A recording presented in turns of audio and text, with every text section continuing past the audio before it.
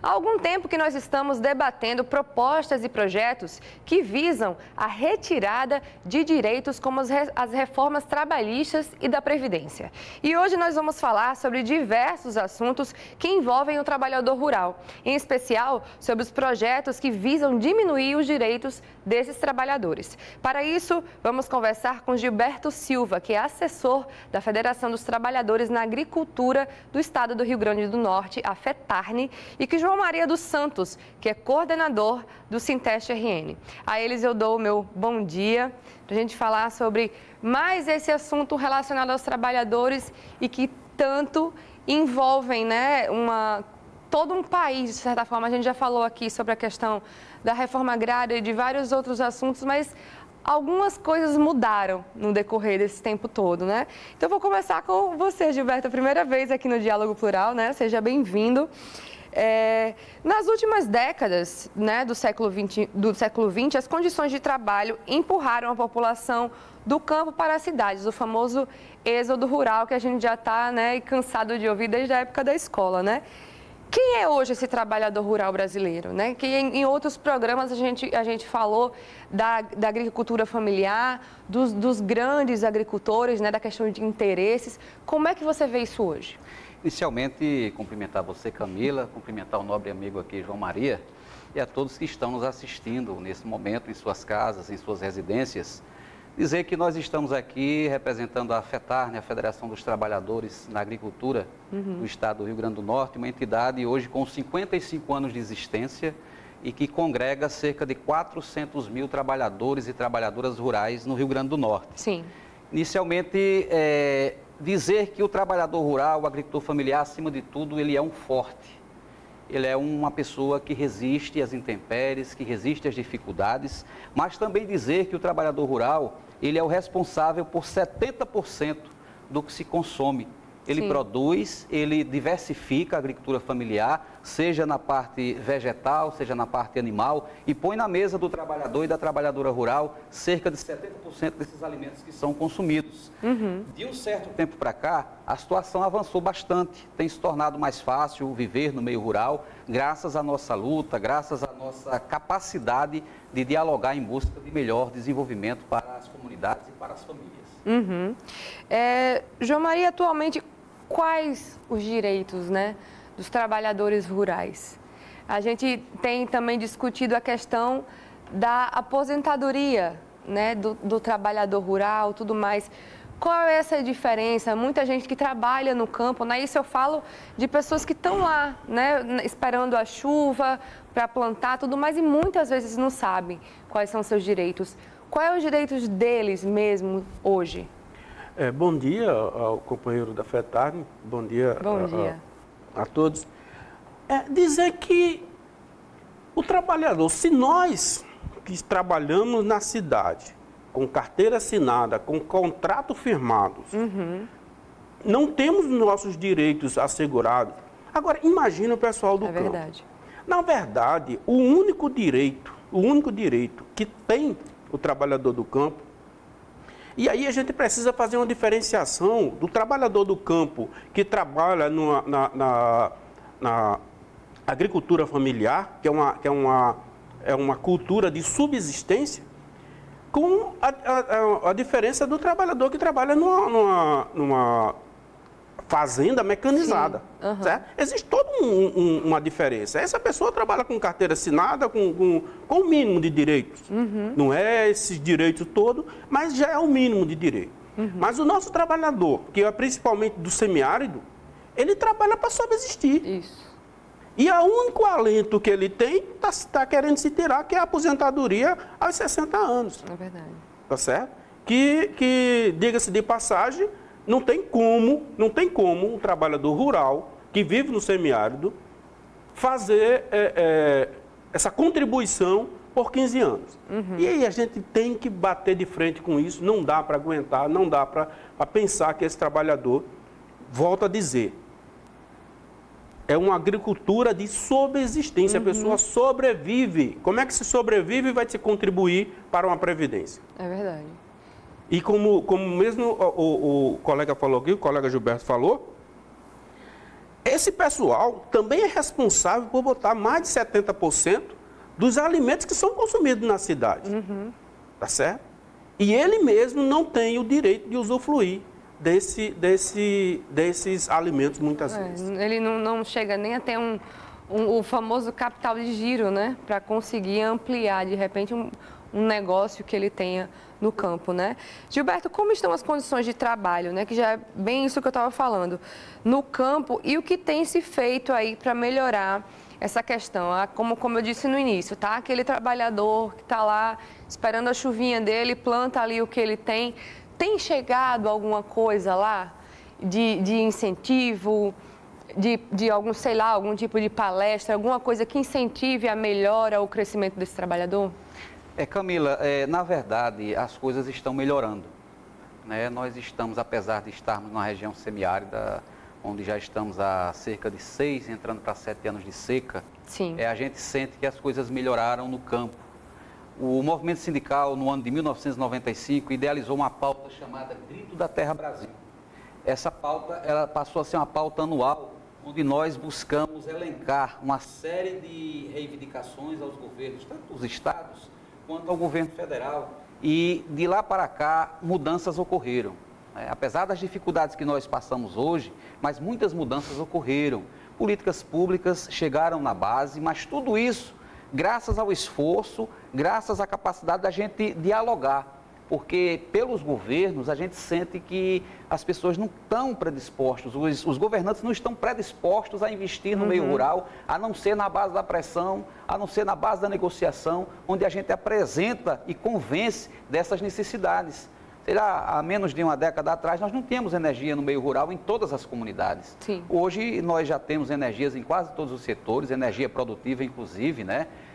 Antigamente, nós não tínhamos a questão do acesso à terra. Hoje, com muita dificuldade, nós temos acesso à terra, né? O trabalhador, ele está tendo condições de ter o seu espaço no meio rural, de produzir, de trabalhar. O que está nos atrapalhando nesse momento é a situação climática, né? Hoje, com esse período de seca, o rebanho foi dizimado, o trabalhador está descapitalizado e nós estamos insistindo com os governantes que olhem para o meio rural, que façam com que as políticas cheguem com mais frequência, porque o êxodo rural, como já foi dito no início aqui do programa, ele está realmente acentuado. Mas nós precisamos manter essa classe trabalhando, manter essa classe produzindo, que é para que o setor urbano consuma.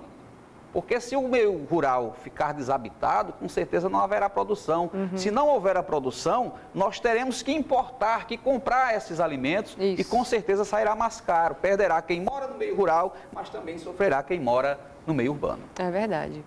Direitos dos trabalhadores rurais, esse é o nosso tema de hoje. E você, se tem alguém que conheça ou é mesmo um trabalhador rural, fique atento que a gente vai discutir muito esse assunto ainda hoje. Um minutinho, não sai daí.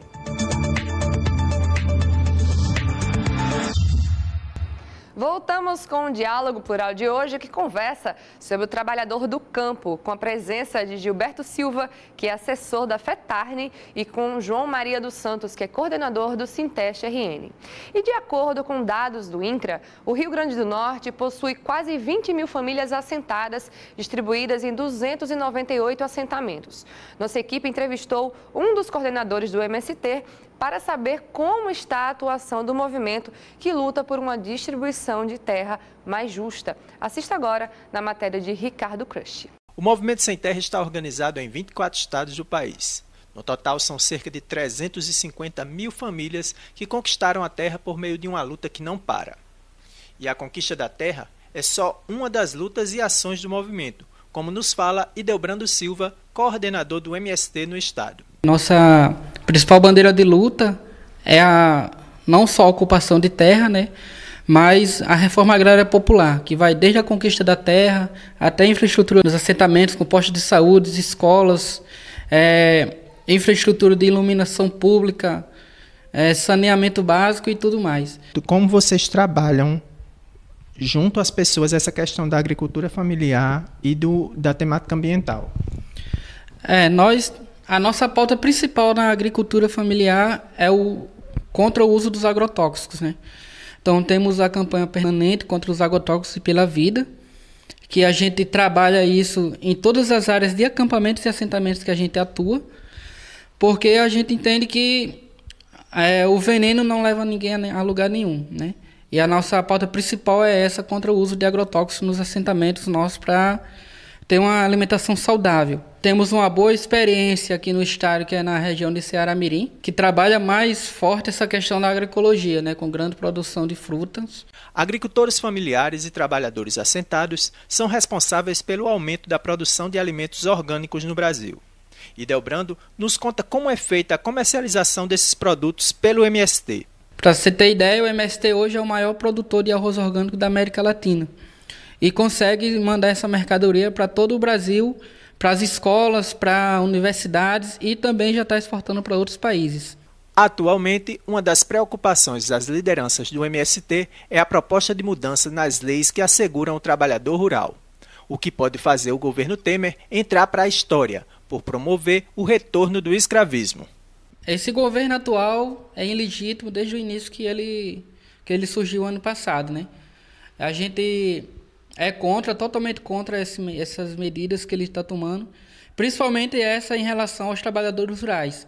Entendemos que é uma forma de voltar ao escravismo escondido, né? Em muitas regiões do Brasil, o escravismo ainda está presente da forma bruta que se era antes, mas com essa nova lei, ela vai voltar de forma legítima, né? Porque antes o escravo trabalhava por um prato de comida e um lugar para morar. Conseguimos com nossos direitos, com a Constituição, e hoje está sendo queimada a Constituição e os direitos dos trabalhadores.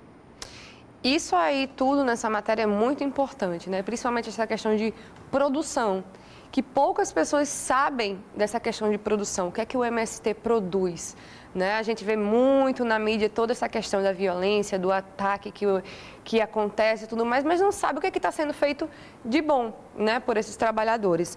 Aí, Gilberto, por que é tão difícil fazer uma reforma agrária no país?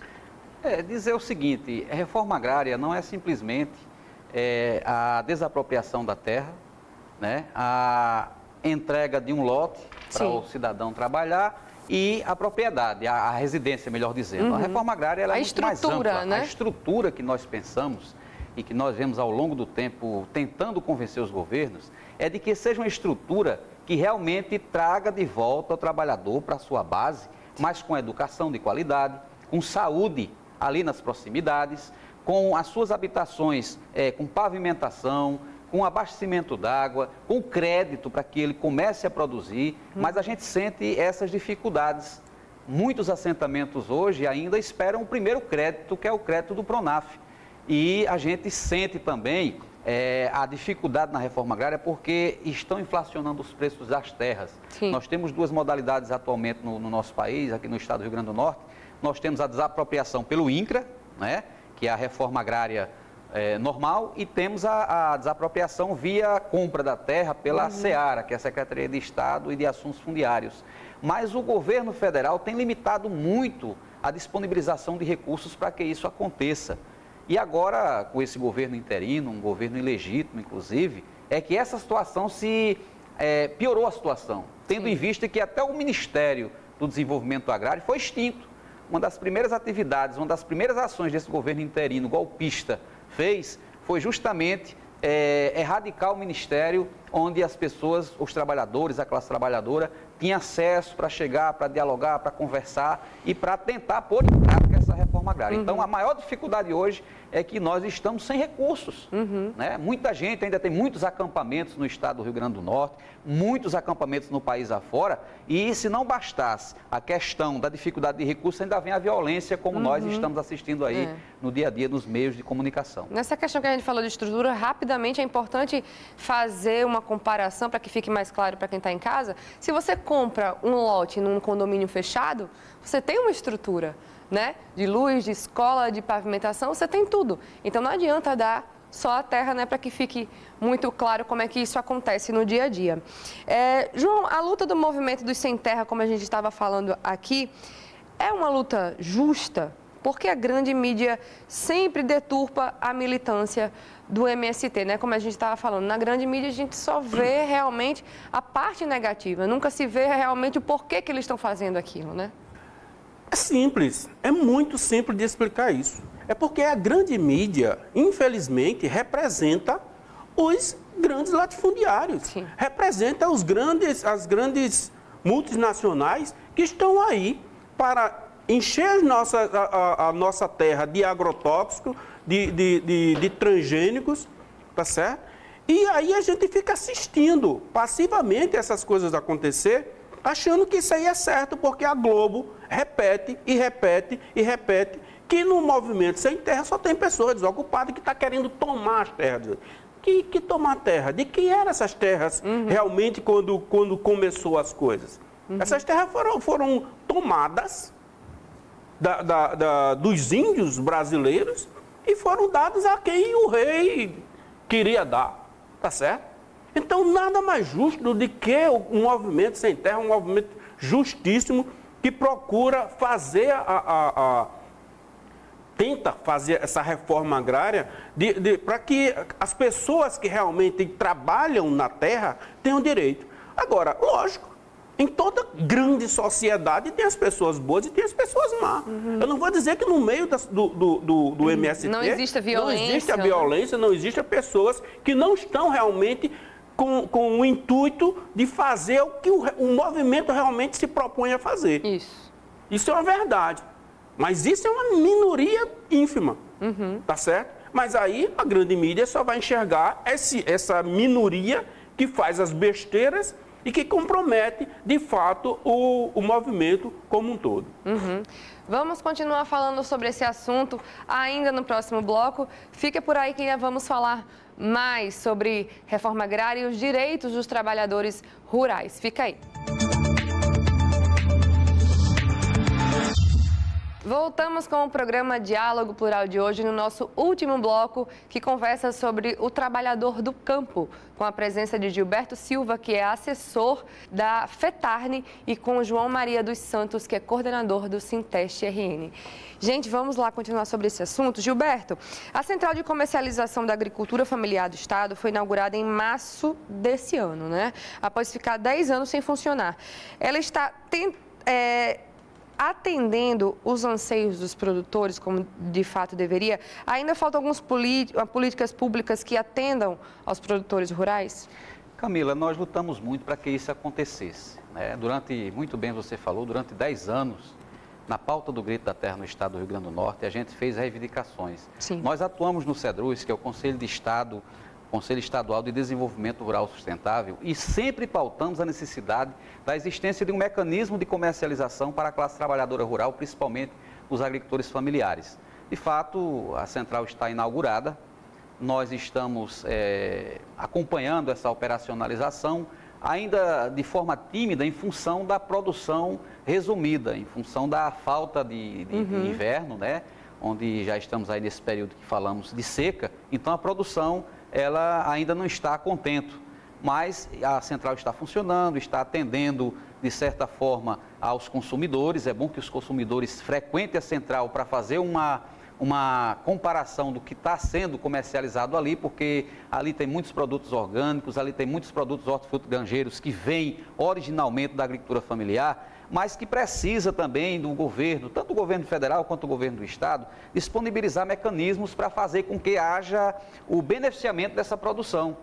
Né? Ainda temos uma deficiência muito grande no nosso estado de pequenas agroindústrias que atendam ao pequeno, seja na comercialização de produtos de origem vegetal, seja na comercialização, ou melhor dizendo, na agroindustrialização de produtos vegetais ou na agroindustrialização de produtos de origem animal. Isso ainda é deficitário. O estado está discutindo aí o CIE, que é o Sistema de Inspeção Estadual. Isso precisa ser mais discutido pela Assembleia Legislativa, porque o direcionamento que está se tomando, né, é que tenha muita cobrança, muita multa em função do pequeno, sem deixar de comparar o pequeno com o grande. O grande que tem uma produção em larga escala, ele pode pagar uma multa maior. Mas o trabalhador rural, o trabalhador artesanal que sobrevive com uma pequena produção, nesse projeto de lei que está tramitando, precisa que seja reduzida essa penalidade, essa multa, ou seja, não pagar pelo volume que o grande pague.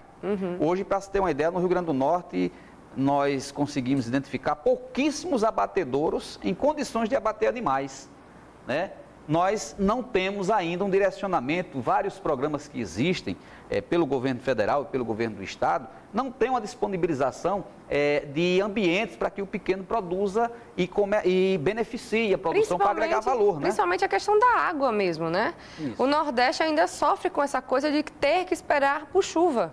Né? Isso é uma coisa que já deveria ter sido vista, né? De viabilizar isso de alguma forma, nem que fosse aos poucos, mas essa coisa de a gente passar 7, 8 anos de seca e não ter como produzir isso, em pleno século XXI, é um absurdo, né? E tem também a questão dessas centrais, essa necessidade de se prestigiar, do consumidor prestigiar, porque primeiro se tira a questão do atravessador. Tá certo? Que são pessoas que produzem, trazem a mercadoria do campo e comercializam ali. Então é interessante que haja esse interesse por parte da população de ir lá e conferir realmente que são bons produtos e que há necessidade dessa comercialização. A própria população, né? Procure saber e procure, de repente, começar a consumir isso aí e a entender como é que está acontecendo tudo isso. João, vamos para uma parte um pouquinho tensa agora, né? Em novembro, o presidente da bancada ruralista na Câmara, deputado Nilson Leitão, do PSDB do Mato Grosso, apresentou um projeto de lei que altera a regulamentação do trabalho rural, né? O projeto prevê remuneração com casa e comida, jornada de 12 horas e suspensão do descanso semanal. Isso não é votar a escravidão? Olha... Como a gente já sabe que no trabalho rural já existe essa coisa da escravidão, né? Sem estar ali... Seria cômico se não fosse trágico. Verdade. Né? Realmente é um absurdo, O pior disso é que isso acontece num cenário onde quase 50% de todo o Congresso Nacional está sendo investigado por corrupção. Então, um Congresso desse se dá o direito... Se dá o trabalho ainda de escutar uma coisa dessa, né? Se legislar em causa própria, porque isso é a defesa da bancada ruralista, da maior bancada do Congresso, e fazendo isso, não para resolver o problema, como eles dizem, mais uma vez a Globo fica dizendo que essa reforma é necessária, que precisa fazer reforma, que tem que ser feita reforma. Eu nunca vi uma reforma que só arrebenta. Que reforma é essa? Quando a gente faz uma reforma numa casa, é para melhorar. Sim. Para que ela cresça, para ter melhores condições. A reforma que vem aí só arrebenta com os trabalhadores. E principalmente com o trabalhador do campo. Essa reforma da Previdência, gente, chega a ser maldosa, chega a ser covarde. Como é que um homem... como nós aqui, por exemplo, do semiárido, o homem vive... Quando a gente reclama de seca, é porque já passou 1 ano e meio, no mínimo, sem chover. Já foi muito tempo, é verdade. Sem chover. É quando a gente vem reclamar de seca. Lá no sul, não. Se passar 3 meses sem chover, eles já estão reclamando lá. É verdade. Tá certo? Então, ele passa 4 meses, chove, ele tem uma vida melhorzinha. Aí passa 8 meses sobrevivendo. Como é que uma pessoa em regime de sobrevivência vai ter condição de contribuir para a Previdência?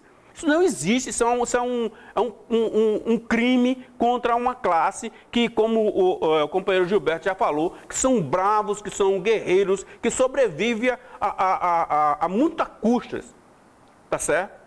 E muitos, infelizmente, estão abandonando o campo e engrossando as favelas, aumentando as favelas nas grandes cidades. Como muitas vezes a gente vê como a gente vê as aqui. próprias pistas, né? A gente vai andando aí estado adentro margens, né? E a gente vê as margens das pistas ali, infelizmente. Infelizmente, é exatamente isso que tá acontecendo. E esses rapazes, esses senhores, que querem voltar à época de salário, né?